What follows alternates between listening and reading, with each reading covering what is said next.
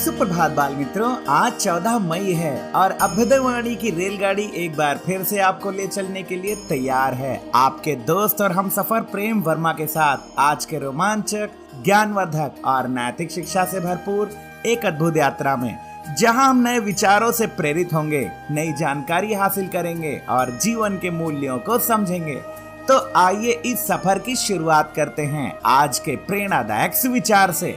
जीवन में कोई भी बाधा आपको हरा नहीं सकती यदि आप अपने लक्ष्य के प्रति समर्पित हैं। No obstacles in life can defeat you if you are dedicated to your goal।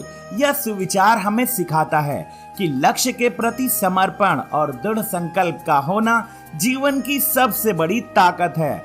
जब व्यक्ति अपने उद्देश्य के प्रति पूरी तरह समर्पित होता है तो कोई भी चुनौती या मुश्किल उसे रोक नहीं पाती। समर्पण का अर्थ है निरंतर प्रयास, धैर्य और विश्वास। ऐसा व्यक्ति हर बाधा को पार करने का रास्ता ढूंढ लेता है क्योंकि उसकी नजर हमेशा लक्ष्य पर टिकी होती है। यह संदेश हमें प्रेरित करता है कि सफलता पाने के लिए हार न मानने का जज्बा और अपने सपनों के प्रति अटूट विश्वास ही वास्तविक जीत की कुंजी है। अभ्युदयवाणी में अब जानते हैं आज का अंग्रेजी शब्द जो है हैबिटेट, HABITAT। हैबिटेट का अर्थ होता है प्राकृतिक वास या पर्यावास, जैसे जंगल और राष्ट्रीय उद्यान। उदाहरण वाक्य, whale thrives in their ocean habitat. Whale अपनी समुद्री पर्यावास में पनपते हैं। यहाँ हैबिटेट शब्द समुद्र के उस विशेष पर्यावरण को दर्शाता है जहाँ व्हेल को भोजन, सुरक्षा और प्रजनन के लिए अनुकूल परिस्थितियां मिलती हैं। आगे बढ़ते हैं इस सफर में और आनंद लेते हैं आज की पहेली का।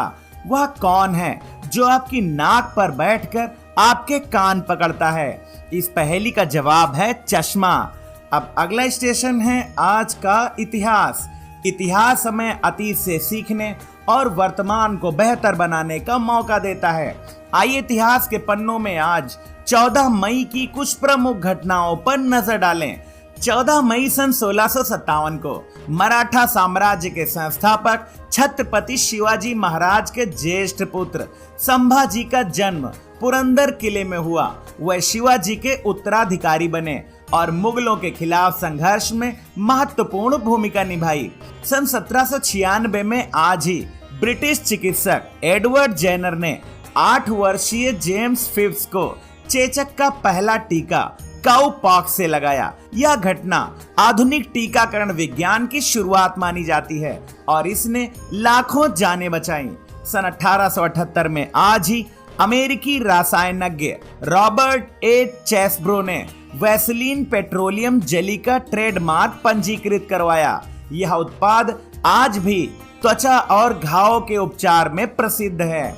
सन 1948 में आज ही इजराइल ने स्वतंत्रता की घोषणा की और एक यहूदी राष्ट्र के रूप में अस्तित्व में आया। इसके बाद ही मध्य पूर्व में इसका अरब देशों के साथ तनावपूर्ण संबंध रहा है।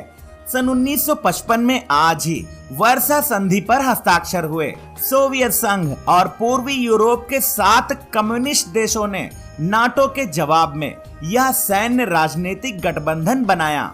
शीत युद्ध के दौरान यह एक महत्वपूर्ण घटना थी। 14 मई 1992 को भारत सरकार ने लिट्टे LTTE को आतंकवादी संगठन घोषित करते हुए गैर कानूनी गतिविधियां रोकथाम अधिनियम के तहत प्रतिबंध लगाया। लिट्टे श्रीलंका में तमिल राज्य की मांग को लेकर हिंसक गतिविधियों में शामिल था। अभ्युदयवाणी की अगली कड़ी प्रेरक व्यक्तित्व में आज हम जानेंगे टीकाकरण के जनक एडवर्ड जेनर के बारे में। ब्रिटिश चिकित्सक और वैज्ञानिक एडवर्ड जेनर को आधुनिक टीकाकरण विज्ञान का संस्थापक माना जाता है।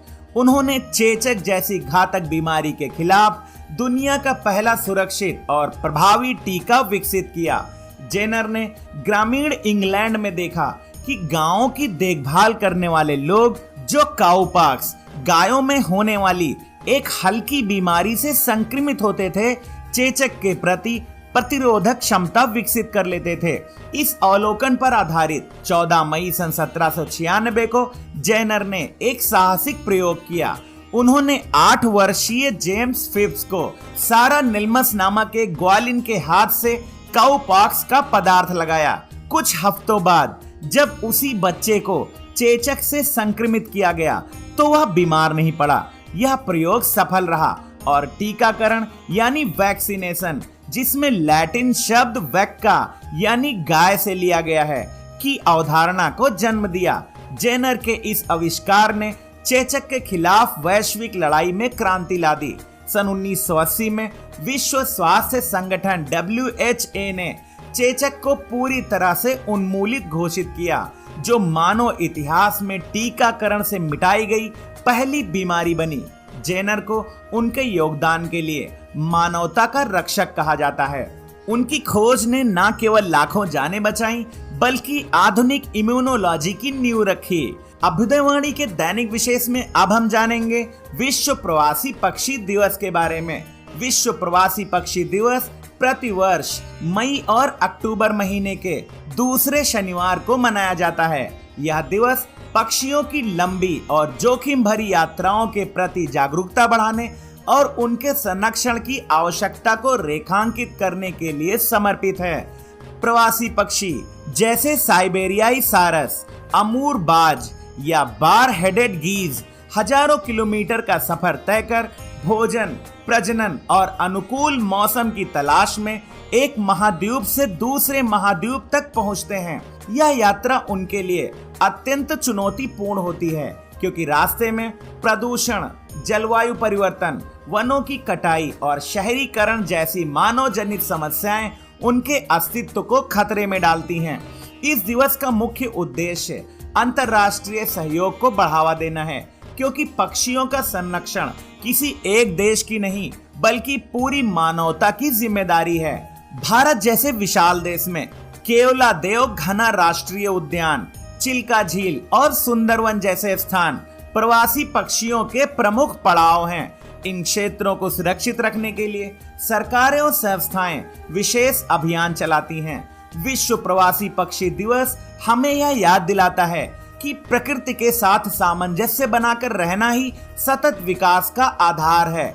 पक्षी न केवल पारिस्थितिकी तंत्र के संतुलन में महत्वपूर्ण भूमिका निभाते हैं, बल्कि ये हमारे ग्रह की स्वास्थ्य और सुंदरता के प्रतीक भी हैं। उनकी रक्षा करना हमारा नैतिक कर्तव्य है।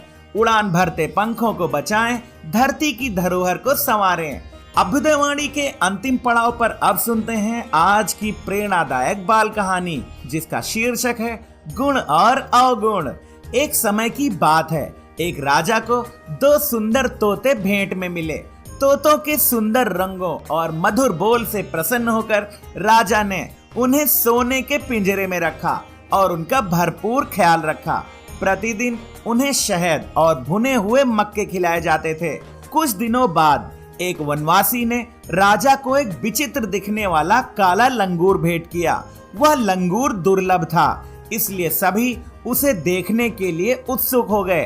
धीरे धीरे लोगों का ध्यान तोतों से हटकर लंगूर पर टिक गया। छोटा तोता उदास होकर बोला, भैया हमें अब कोई देखता ही नहीं। बड़े तोते ने समझाया, चिंता ना करो, असली गुण कभी छिपते नहीं हैं। यह लंगूर दिखावे का पुतला है, जल्दी ही इसका असली स्वरूप लोगों के सामने आ जाएगा और वह इससे दूर हो जाएंगे। एक दिन राजकुमारों ने लंगूर से खेलना चाहा, लेकिन जैसे ही उन्होंने उसकी पूंछ खींची, लंगूर ने भयानक गुर्राते हुए दांत किटकिटाए। बच्चे डर कर रो पड़े। राजा ने क्रोधित होकर लंगूर को जंगल में भेज दिया और उस दिन के बाद राजा ने फिर से तोतों पर ध्यान देना शुरू कर दिया और उनकी पहले जैसे ही देखभाल की जाने लगी। ये कहानी हमें सिखाती है कि सच्चे गुण समय के साथ चमकते हैं, बल्कि दिखावे के गुण अंत में उजागर हो जाते हैं। व्यक्ति की पहचान उसके रंग रूप से नहीं, बल्कि उसके चरित्र और कर्मों से होती है। अच्छे गुणों की हमेशा प्रशंसा होती है और बुरे कर्मों का परिणाम हमेशा बुरा ही होता है। हमेशा अपने गुणों पर ध्यान दें और दूसरों के साथ अच्छा व्यवहार करें। हमें केवल दिखावे के आधार पर चीजों को नहीं आंकना चाहिए। आज की अभ्युदयवाणी का सफर बस यहीं तक था। कल सुबह फिर मिलेंगे एक नई ऊर्जा के साथ, रोमांचक, ज्ञानवर्धक और नैतिक शिक्षा से भरपूर एक रोचक सफर में। आपका दिन शुभ हो। जय हिंद, जय भारत।